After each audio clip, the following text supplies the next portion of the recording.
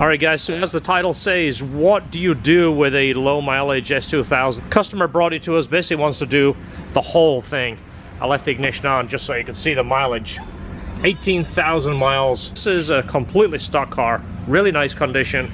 But of course, none of the fluids have been done. The oil is being changed, but that's about it. That's really typical. Even when you get cars from the Honda dealership and they say they're certified, and it seems like they never ever do this. Brake fluid, clutch fluid, trans and diff, and almost certainly the belt never gets replaced. It's one single belt. It's pretty easy, it's pretty inexpensive, but it's one belt that runs everything. I'm gonna go over the list. Oil and filter. I recommend you run an OEM filter, the Honda filter, the oil. Use your favorite oil. I'm not getting into that oil debate. Everybody has their favorite oil and they will defend it like they own the company. Transmission fluid, always change that. We've talked about this before. We like the royal purple. It does help the transmission feel a little slicker. Differential fluid, we like the Mobil 175, 140. That comes recommended by Ben at Punnymod. He does a lot of the differentials. Flush the brakes, flush the clutch, serpentine belt. Almost certainly needs a cabin filter. It's 10 years old. Check the air filter and replace if necessary. We're going to show you these. This is just a prime example. Alright, so the best way to do this is to put it on a lift. If you are going to use jack stands, I always recommend, say, if you can jack up the driver's side of the car a little bit more, you will get a little bit more oil out. Not that it's a huge deal, but some of us are OCD and like to get as much of the old oil out as possible. So we're going to go ahead and let that drain, and then we're going to take the oil filter off. I'm going to show you our little magic oil filter tool we really like. I've shown it in a past video, but I'll show you again because it makes life so much easier. So this is our oil filter tool. It's a universal tool. This is our favorite piece. I've had this for about 15 years, used it at least 1,000 times, I'm not exaggerating. It'll fit almost any of the filters. What I like about it is the more pressure you put on it to loosen, the tighter it grips the filter, so you're not going to slip on that. So other thing is one hand operation. Put it on your wrench right here, put it on the filter, and then the more you turn this counterclockwise, the more it grips the filter. Really like this design. We've had no slippage issues. It's took off every filter. I wouldn't recommend this on the plastic cartridge style filters like a lot of the newer car companies are using. It'll probably break.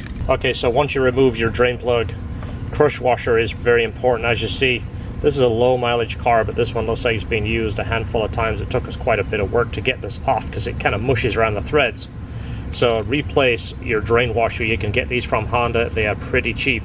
Always put a new drain washer on there when you put it back together. It's a little OCD, but it's recommended just to help build a little bit of oil pressure before the engine starts. Fill that filter, double duty, little bit of oil, put that on the seal right there. This just helps fill that filter before the engine runs and builds oil pressure. It builds pressure a little bit faster. So transmission drain is on the driver's side.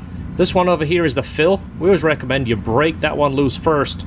In the event the other one doesn't come out, you don't lose your fluid. Now the drain is just a 3/8 square. You put your ratchet in there. Super easy. Take that out, drain it all the way. Once it starts to drain, I see this one isn't bad. It's kind of like a gold color. When it's new fluid, it's almost translucent clear. So it's not bad, but again, 18,000 miles. And again, I said a 10-year-old car. It's not as closer to a 16-year-old car. So 16-year-old, and it's never been changed. So once that drains all the way, same thing, you're going to put the plug back in, new washers, and fill it up to the desired level, which I want to show you that in a second. Alright, so this is the fill with the 17 head. It has the larger washer, and then this is the drain with the 3/8 square, has the smaller fill. And again, these are all available at Honda when you order your fluids. So this is the conventional transmission fluid you're going to buy from Honda. This is very good stuff. I've just found, after testing a few, this is better, and I recently did it in our S2000. We have an 08 S2000 we're building. If you check out the channel, you'll see it. But changing from this factory Honda fluid to the royal purple makes a world of difference. It gives it a lot slicker feel, a lot less notchy. 01512, again, royal purple Synchro Max. Alright, so differential, again, super easy. You've got your drain here, and this is your fill. Always recommend you break the fill loose first, just in case you can't put fluid back in it. I'll warn you right now, this stuff stinks. And again, never been changed. This is a 2006 S2000. It only has 18,000 miles, but you can see how dark it is. This never ever gets changed. We see this all the time. We definitely recommend, if you don't know anything about the history of your car, you just change all these fluids just like we're recommending. But you're gonna drain that, take the fill out, let it drain, give it half an hour, as much time as you can allow, get as much of that fluid out, and then you're gonna put the drain back in with a new washer, and then you're gonna fill it with a little pump. I'm gonna show you the pump here in a minute. So this is the little hand pump. Now we do have a large container that's pressurized, makes our life a little easier, but I'm gonna show you this because this is what most people are gonna have access to. It's available at your parts store, and it has the fit-in for the large bottle and the small bottle. If I can find the part number, I will link it in the description. This isn't bad. A little bit of exercise, a little bit of pumping, but it does a good job, and it's the best, easiest way to fill your trans and diff. So once you've got your drain plug back in, this is where you're gonna fill it. Always recommend you start off with 2 quarts of fluid, and you're basically gonna pump it in until it comes out. Once you get the right amount in, it's gonna start coming out of that hole. And again, this is important to make sure your vehicle is level so you get the correct amount in. But transmission, you're going to start off with 2 quarts and then pump them in until it starts to come out. All right, same thing on the diff. You're going to pump it in there, pump it into the fill until it comes out, just until it dribbles out. Same thing. It's going to take just under a quart. This is a funnel we like. It works really well. It fits in there nice and tight, but it has an air gap, so it allows the air to escape. As you fill it, you can fill the oil without it glugging back. Now the capacity here is 5.1 quarts. So always put your 5.1 quarts in, and super easy. Use the old-fashioned dipstick to see how close you are and check it and double check it. This is super easy. This top cover comes off. There's 6 clips that hold it on. Now it's not difficult, but I'm going to give you a tip and it might save you some time. These, if you just put your finger on and snap them down, they are known to fall out of that lower cover, disappear in the engine bay. You'll never see them again. So finger on the bottom to support it, thumb on the top. Super easy. Again, you're going to thank me for this when you don't lose a clip.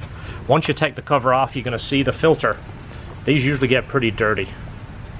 And again, it's only 18,000 miles, but it's been on here since 2006. Even though it doesn't look absolutely terrible, I would recommend you replace it. And again, it's very, very easy. It's just a push on. It pushes into this hose right here. It's got a little tab down here it sits into. There's a nice handy handle. Put your fingers in there, lift that up. Then it is going to come off this tube right here.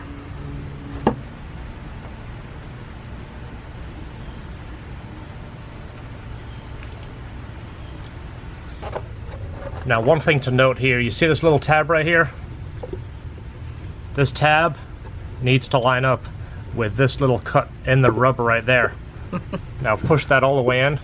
The reason for that is the orientation, so it fits back into that tab down at the bottom.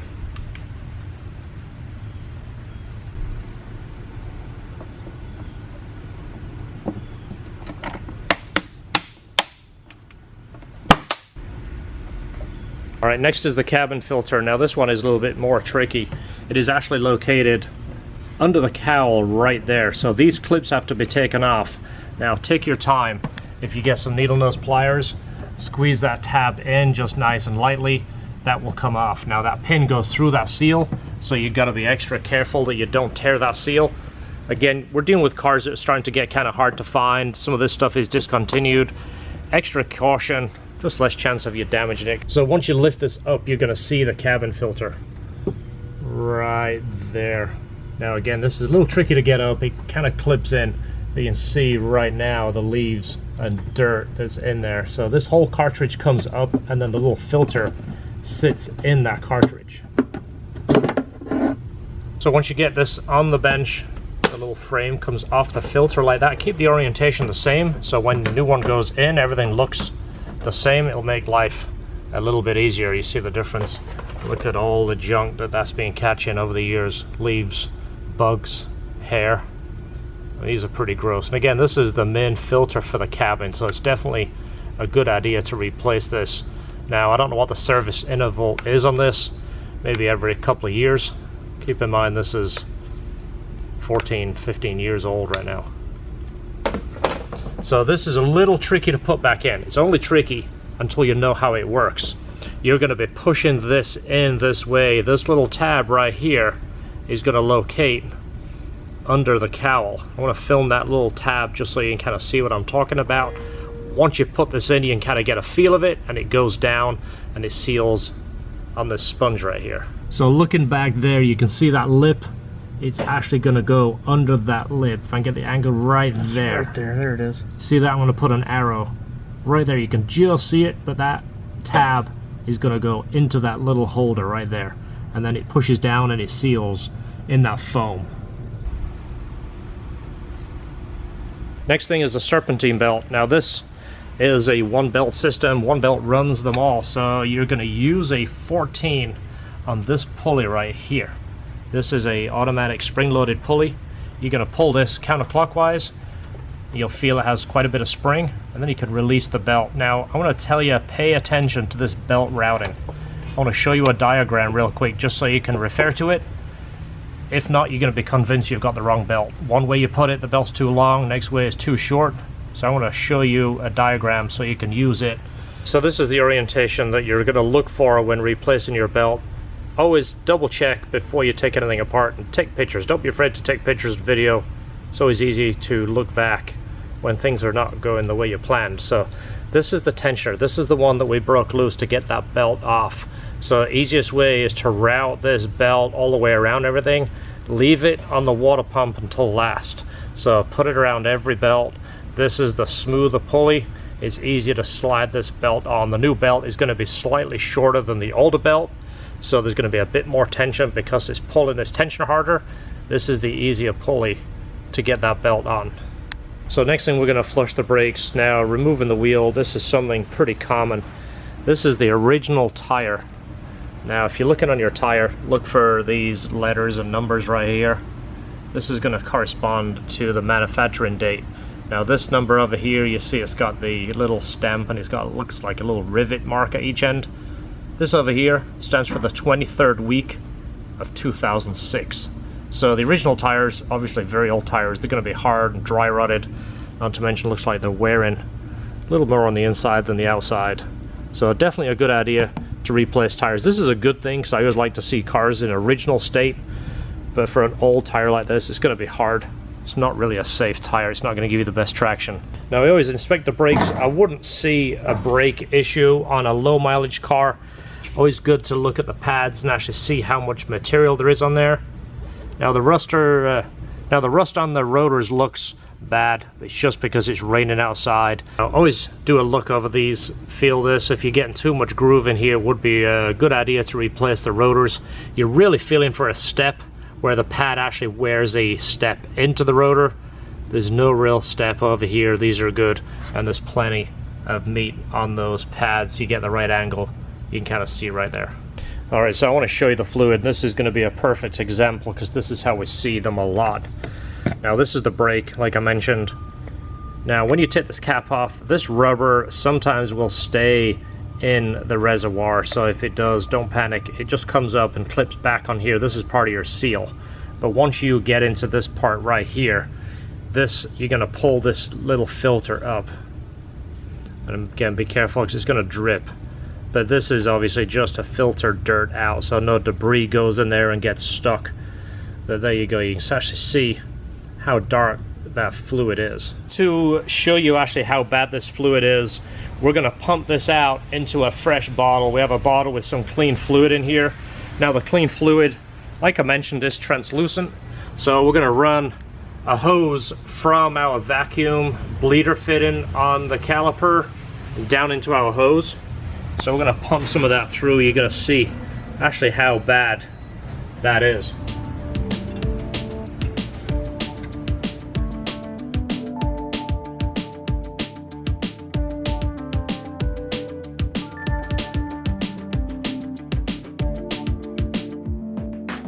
Alright, so once you've pumped quite a bit through, and again, this is just the system if you don't have a pressure system. You're basically going to keep topping this up and filling it and pumping it through until you get this thing clear. So this is the sequence that I would recommend you pump the fluid through. Now it's not as important unless you're draining the system and putting air in the system and allowing air to enter into the ABS pump. But this is the way Honda tell you to do it, is obviously 1, 2, 3, 4 in a circle fashion, starting with the driver's side front. And again, it's not as important when you're pumping fluid through, but it's just something, it's a good habit to get into just to make sure you don't do it wrong. So you can see how much better it looks. You can see the bottom now. So what we're going to do is just go ahead and wipe everything off, make sure it's nice and clean, and then double check that level. You can see the side there where it says max. You want to make sure it is up to that line. Don't overfill it because it will splash over if you're driving, especially if you're doing kind of road course. Alright, so like I showed you earlier, clutch is the small one right in the corner right here. This one usually gets really bad. So bad I can't even get the lid to come off. Oh, that was tight. Yeah, you can see how yucky that is. You can see stuff floating in there. You see that? That is bad. So when you see one as low and bad like this, it's always best to check the inside and make sure the master cylinder isn't leaking, that fluid doesn't evaporate. So into the car, you're going to look at the clutch pedal. You're going to follow that up right there. You see this piece? That's where it would leak. Now you see there's a little bit of grease on there, but I don't see any drip in fluid, so we're good here. We're going to go ahead and just flush it through just like we did on the brakes. Alright, so on the side of the transmission, on the same side that you did your fill and drain, this is your slave cylinder right here, and that is the bleeder. You're going to take that vacuum cap off right there, or dust cap I should say, and then you're going to put your hose on it. Alright, so once you've got your hose on there, you're going to break that bleeder loose. You're only going to turn it about 1/4 of a turn. It's enough for the fluid to come through. It's going to be an 8mm if it's the factory one. About that much is all you need. And then we're going to pump that through. What I would do is pump it all the way out. So once you've pumped it all the way out, you hear that noise. That gives us the opportunity to clean out that master cylinder reservoir and make sure it's nice and clean for the new fluid to go in. There you go, you can see actually how dirty that is. Well, we like to pump it all the way out so we can go in there and clean as much of that out as we can. Just use a soft towel, and then it's less contamination when the new fluid goes in. Alright, so now it's got the new fluid in. Almost can't see it, it's so translucent, so it's hard to imagine, but the clutch and brake actually feel smoother once you press and once you push that contaminant through and get the clear fluid through there. Think of your fluid as kind of like a liquid brake cable. As you get all those contaminants through there and it's a nice smooth fluid, you can actually feel that in clutch and brake. It actually feels noticeably better. Last thing is torquing the wheels. Make sure you torque them. Do not use an impact. Don't guess. Don't put too much torque, too little torque. Use a torque wrench. Not only is it for safety, less chance of warping the rotors too.